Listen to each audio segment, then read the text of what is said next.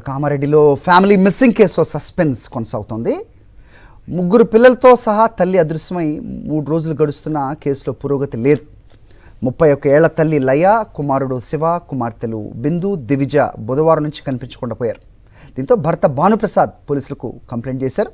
CCTV footage, phone call డేటాను పరిశీలించినప్పటికీ వారి ఆచూకీ తెలియరాలేదు.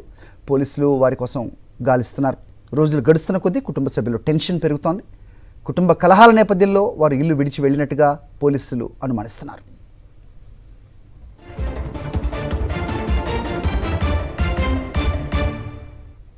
తల్లి తన ముగ్గురు పిల్లలతో కూడా అదృశ్యమైన ఘటన మనం చూస్తున్నాం. గత 2 రోజులుగా బుధవారం అదృశ్యమైన వారి ఆచూకీ ఇంకా తెలియరాలేదు.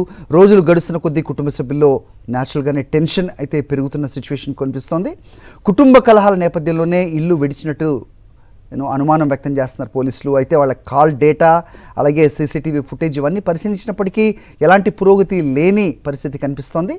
3 రోజుల క్రితం ముగ్గురు పిల్లలతో సహా అదృశ్యమైన తల్లి లయ ఎక్కడ ఉంది అనేది ప్రస్తుతం ఒకంత టెన్షన్కి గురిచేస్తోంది కుటుంబ సభ్యులను.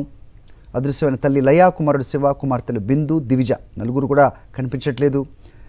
టౌన్ పోలీసులకు లయ భర్త భానుప్రసాద్ ఫిర్యాదు చేసిన అనంతరం ప్రస్తుతం గాలింపు చర్యలు అయితే కొనసాగుతున్నాయి.